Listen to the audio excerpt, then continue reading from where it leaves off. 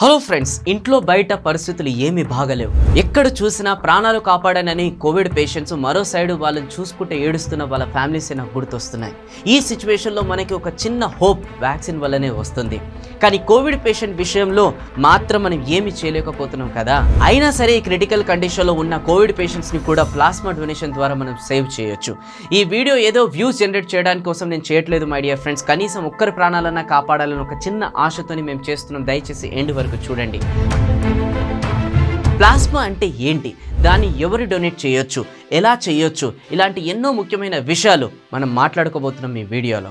ఈ మధ్య మనం ఎక్కడ చూసినా సరే, అది వాట్సాప్లో కావచ్చు, ఇన్స్టాగ్రామ్ స్టోరీస్లో కావచ్చు, బాగా చూస్తున్నాం అర్జెంట్ రిక్వైర్మెంట్ ప్లాస్మా అని. అసలు ప్లాస్మా అంటే ఏంటి? ప్లాస్మా అంటే బ్లడ్లోని లైట్ ఎల్లో కలర్లో ఉండే లిక్విడ్.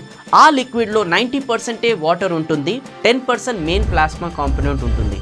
కానీ ఇది మన బాడీ మొత్తం ప్రవేశిస్తున్న ప్రతి బాడీ పార్ట్లోకి మినరల్స్, వైటమిన్స్, స్పెషల్గా యాంటీబాడీస్ని ట్రాన్స్పోర్ట్ చేస్తుంది.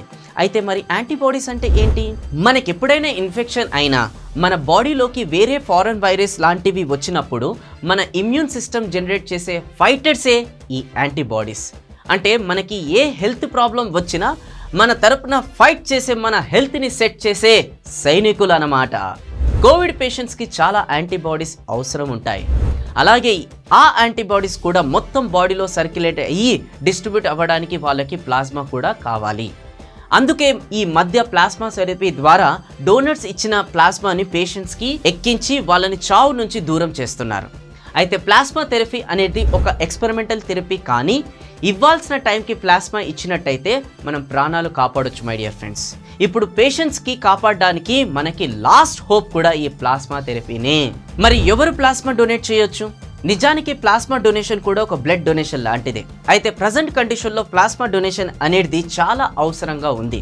అవసరం కదా అని చెప్పేసి అందరూ డొనేషన్ ఇస్తారంటే కుదరదు మై డియర్ ఫ్రెండ్స్. ప్లాస్మా డోనర్స్ని డాక్టర్స్ చాలా సెలెక్టివ్గా సెలెక్ట్ చేస్తారు. 18 ఇయర్స్ నుంచి 65 ఇయర్స్ వరకు ఉండాలి. మినిమం బాడీ వెయిట్ వచ్చేసి 55 kgs అనేది ఉండాలి. అలాగే వాళ్ళు కోవిడ్ నుంచి నెగిటివ్ అయ్యి మినిమం 28 days తర్వాతనే ప్లాస్మా డొనేషన్ చేయాలి. ఫీమేల్ అయితే పిల్లలు కనని వాళ్ళు, గర్భం లేని వాళ్ళు మాత్రమే డొనేట్ చేయాలి. అలాగే డోనర్స్ హిమోగ్లోబిన్ పర్సంటేజ్ కూడా 12 above ఉండాలి. అలాగే వాళ్ళకి ఇలాంటి హెల్త్ ఇన్ఫెక్షన్ కావచ్చు, ట్రాన్స్మిటెడ్ డిసీజ్ కూడా ఉండకూడదు. HIV ఉన్న ప్లాస్మాని డొనేట్ చేయకూడదు మై డియర్ ఫ్రెండ్స్.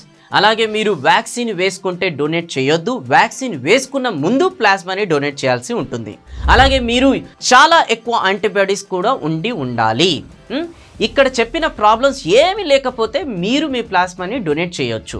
అంతమందిలో ఒకవేళ మీరు గనక డొనేట్ చేసేందుకు ఫిట్గా ఉంటే ఖచ్చితంగా డొనేట్ చేయండి. ఎందుకంటే మీ ప్లాస్మా ముగ్గురి ప్రాణాలని కాపాడిన వాళ్ళు అవుతారు ఇచ్చి. అలానే ముగ్గురు ప్రాణాలు కాదు మై డియర్ ఫ్రెండ్స్, 3 కుటుంబాలు కూడా కాపాడిన వాళ్ళు మీరు అవుతారు. అది గుర్తుపెట్టుకోండి. నెక్స్ట్ వచ్చేసి అసలు ప్లాస్మా డొనేషన్ సేఫేనా? ఇలా చాలామంది అనుకుంటున్నారు. వాళ్ళు కోవిడ్ నుంచి బయటపడ్డ తర్వాత అమ్మయ్యా బ్రతికిపోయాము అని చేతులు దులుపుకోకుండా కాస్త మానవత్వంతో ప్లాస్మా డొనేట్ చేస్తే వాళ్ళు హెల్త్కి ఏమవ్వదు. మహా అయితే ఏమవుతుంది, కాస్త మత్తుగానో ఉంటుంది, లేదంటే డిహైడ్రేషన్గా ఉంటుంది, అంతే. అది కూడా ఒక్క డేలోనే నార్మల్ అవుతారు. చెప్పాలంటే డోనర్స్కి చాలా సేఫ్. అలా అని ప్లాస్మా డొనేట్ చేస్తే డోనర్స్ యాంటీబాడీస్ కూడా పేషెంట్స్కి వెళ్ళిపోతాయని అనుకోకండి. డోనర్స్ యాంటీబాడీస్ డోనర్స్కే ఉంటాయి, ఎలాంటి సైడ్ ఎఫెక్ట్ ఉండదు.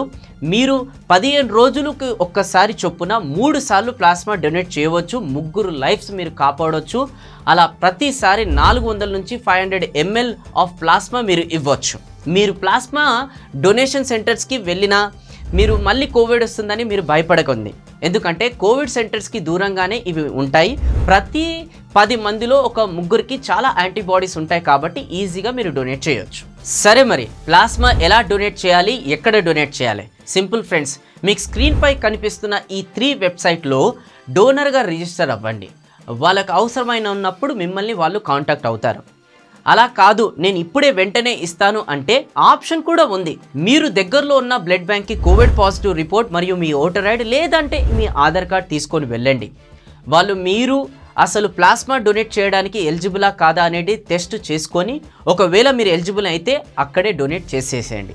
ఓకే, ఎలాగో ఫ్రీ ప్లాస్మా 1 ఇయర్ పాటు స్టోరేజ్ చేయవచ్చు, కాబట్టి నో ఇష్యూస్. అయినా ఇప్పుడు స్టోరేజ్కి పెట్టుకునేంత ఎక్కువ ప్లాస్మా అక్కడ లేదు, పేషెంట్స్ కూడా చాలా ఎక్కువ ఉన్నారు, కాబట్టి వెంటనే మీరు మీ ప్లాస్మా ఎవరికైనా యూస్ చేస్తారు వాళ్ళు. ఓకే, ఈ కష్టకాలంలో మనం ఒక్కటిగా ఉండి పోరాడాలి. ఇప్పుడు మన అందరికీ శత్రువు ఒక్కరే, అది ఎవరో కాదు, కరోనా. అయితే వెపన్స్ మాత్రం ఇంట్లోనే ఉండటం, ఇంట్లో కూడా మాస్క్తో ఉండటం, శానిటైజర్ వాడటం, ప్లాస్మా డొనేట్ చేసే ఎలిజిబుల్ ఉంటే డొనేట్ చేయడం, వ్యాక్సిన్ విషయంలో భయపడకుండా వ్యాక్సిన్ వేసుకోవడం, మనం ఇవన్నీ చేస్తే చాలు.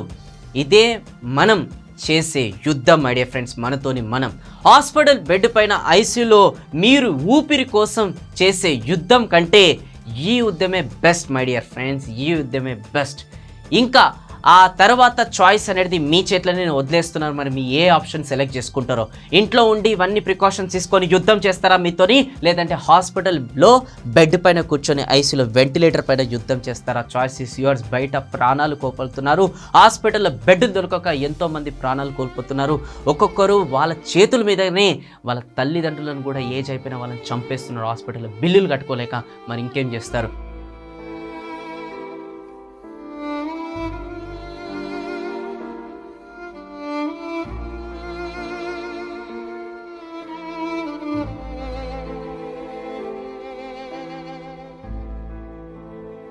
కలిసి కట్టుగా ఎదుర్కొంటూ ముందుకు వెళ్తే మన ఫ్యూచర్ జనరేషన్కి మనం లైఫ్ ఇచ్చిన వాళ్ళు అవుతాం. సైన్స్ని దయచేసి నమ్మండి మై డియర్ ఫ్రెండ్స్. ఇప్పుడు సైన్స్ మాత్రమే మనల్ని కాపాడగలుగుతుంది. ఈ టైంలో పొలిటీషియన్స్ని ట్రోల్ చేయడం, సిస్టమ్ని క్రిటిసైజ్ చేయడం కంటే మన వంతు మనం చేయాల్సింది మనం చేద్దాం. Donate plasma to make a difference. ఇప్పటికన్నా మా ఇంటెన్షన్ ఏంటో, ఈ వీడియో ఒక పర్పస్ ఏంటో మీకు అర్థమైంది అనుకుంటాను. దయచేసి మన తెలుగు ప్రజలకు అందరికి కూడా ఈ వీడియోని మీరు షేర్ చేయండి. ఈ వీడియో షేర్ చేయడం ద్వారా ఇంకొకరు ప్రాణాలు మీరు హెల్ప్ చేసిన వాళ్ళు అవుతారు. ప్లీజ్ దయచేసి ఈ వీడియో షేర్ చేసి ఇంకొకరు ప్రాణాలు హెల్ప్ చేయండి my dear friends. Knowledge spread చేయండి my dear friends. Thank you so much for watching.